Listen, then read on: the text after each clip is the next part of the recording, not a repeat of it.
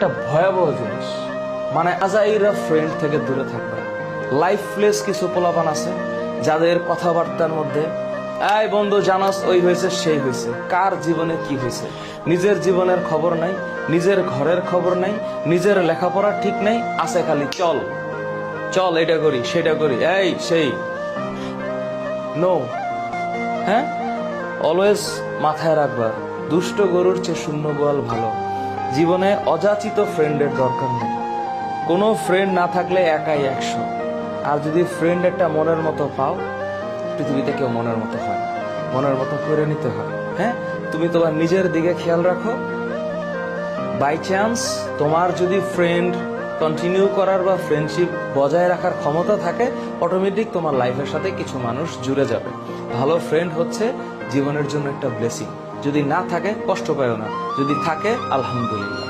কিন্তু আইডেন্টিফাই করে অসৎ সঙ্গ যেন না থাকে।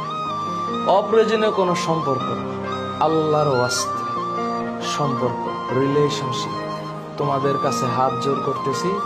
হ্যাঁ, এখন মনে করো যে হরমোনাল যে বাড়ি, কত কিছু যে ভালো লাগবে না, আহা হা, দেখলেই ভালো লাগে। ওয়াও, এমন করে তাকাইছে ভালো লেগেছে, ওইভাবে হাসি দিয়েছে ভালো লেগেছে, ভালো জিনিস ভালো। কিন্তু এখানে একটা শব্দ আছে লিপ্ত। এই লিপ্ত মানে হচ্ছে আটকে যাওয়া, স্টিক হওয়া যাবে না। হ্যাঁ, ওকে ছাড়া আমার জীবনটা বাঁচবে না, এর চাইতে মিথ্যা কথা আর হয় না। জীবনের জন্য লাগে অক্সিজেন, মানুষ তো। হ্যাঁ, এইসব ফাউগুলি, এই সকল ডায়লগ মুভির স্ক্রিনে ঠিক আছে, হ্যাঁ, বাস্তব জীবনে ঠিক নেই। বাস্তব জীবনে আবেগ বিবেক দুইটাই লাগবে। শুধু আবেগ কাজ করলে আর বিবেক না কাজ করলেও হবে না, আবার বিবেক না কাজ করে আবেগ কাজ করলে হবে না। আবেগও লাগবে, বিবেকও লাগবে, দুইটা জিনিসের সুন্দর সম্মিলন থাকবে। লাস্ট পয়েন্ট, সোশ্যাল মিডিয়া,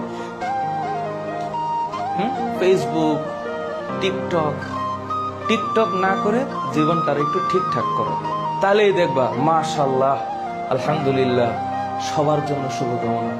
যা বলেছি মাথায় রাখো।